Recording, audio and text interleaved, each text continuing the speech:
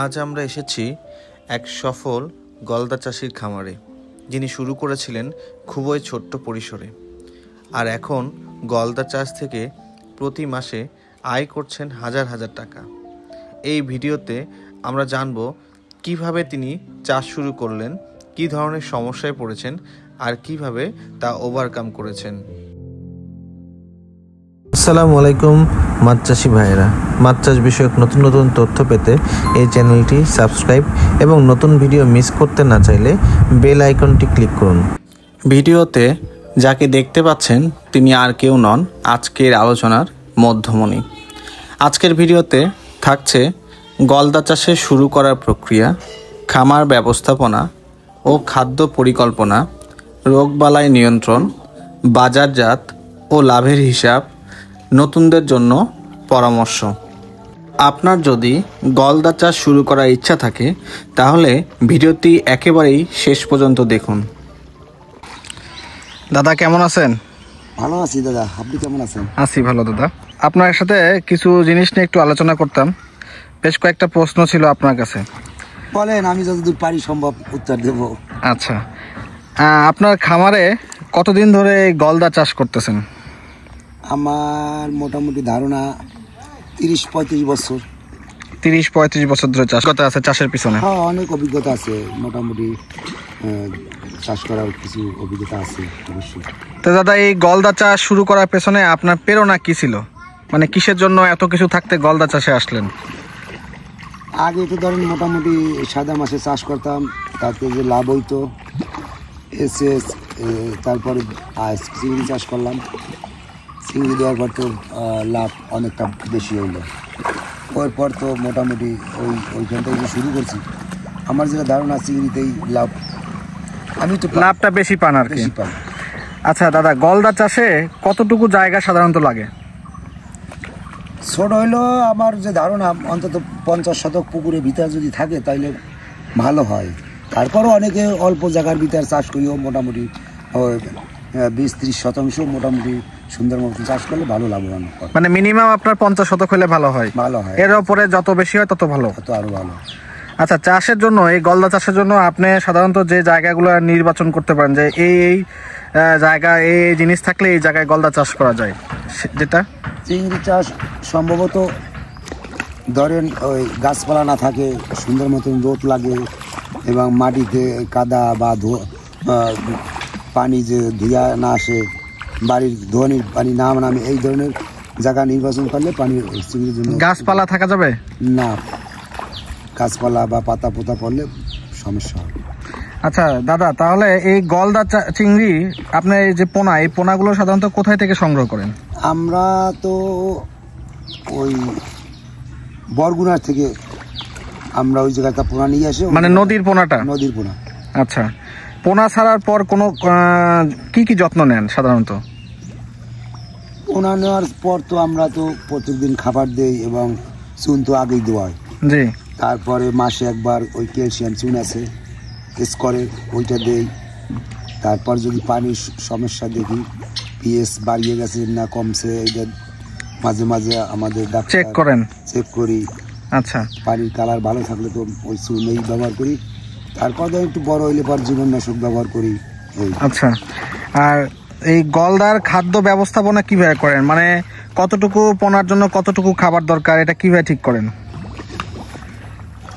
ধরেন ছোট সময় তো পুকুরে তো আসলে নেটের দিয়া ওই অনেক ব্যাঙ্গের পোনায় অনেক সময় এই সমস্ত যদি না হয়, হয়তো ধরেন 10,000 মাছ হইলে আমাদের প্রথম দিয়া ধরেন 100 গ্রাম, 2 বেলায় 200 গ্রাম খাবার দিলে আস্তে আস্তে প্রত্যেক দিন যাবে আর প্রত্যেক দিন খাবার বাড়বে। আবার পরে আস্তে বড় হয়, পার্সেন্টেজ আসে হিসাবে আমাদের যে কোয়ালিটি ফিডের যে গায়ে বস্তায় লেখা আছে বয়স অনুযায়ী, ওজন অনুযায়ী কতটুকু খাবার, এইভাবে আমরা খাবার নির্বাচন করি আর খাবার দিই। আচ্ছা, তো গলদা চিংড়ির এই খাবারটা সাধারণত কোন সময় ব্যবহার করেন?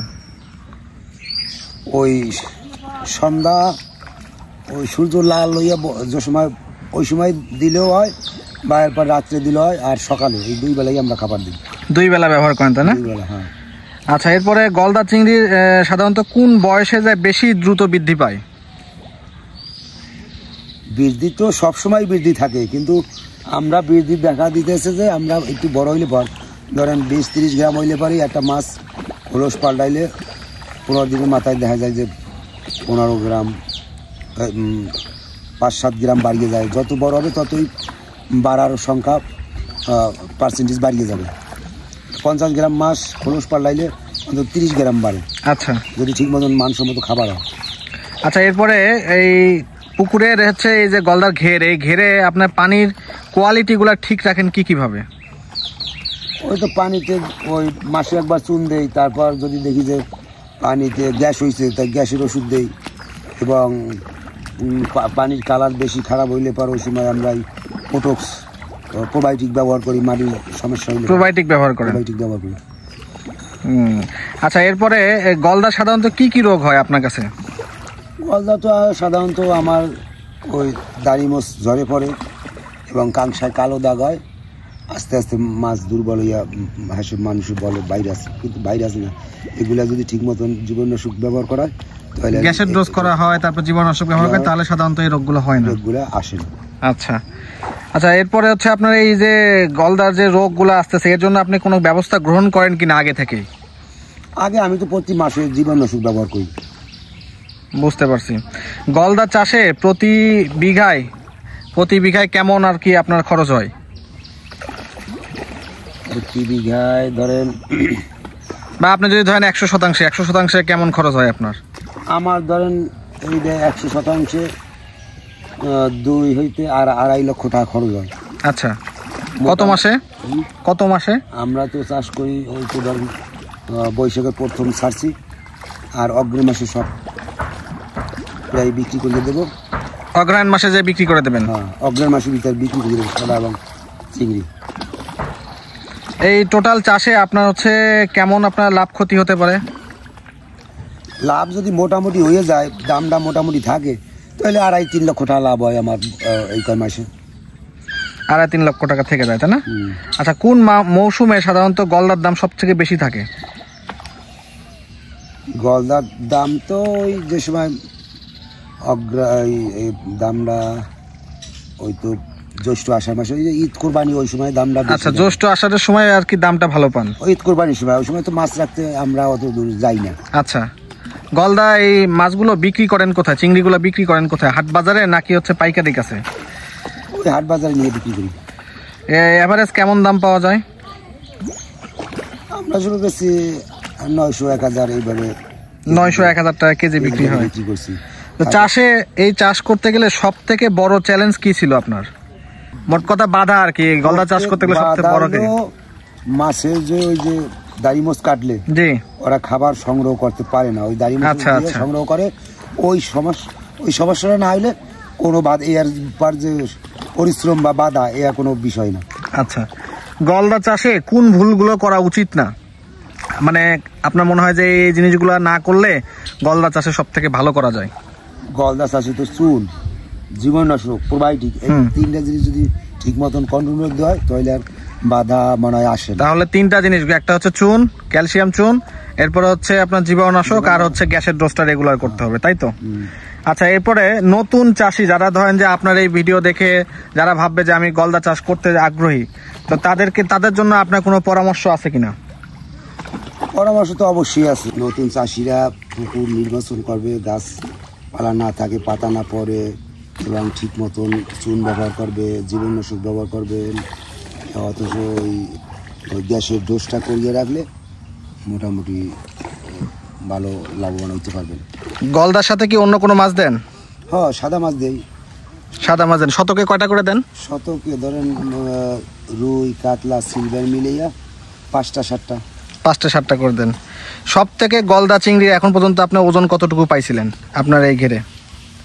আমার 6টা, ওই ধরেন এক সিজনেই 6টা-7টা কেজি পাইছিলেন, তাই না?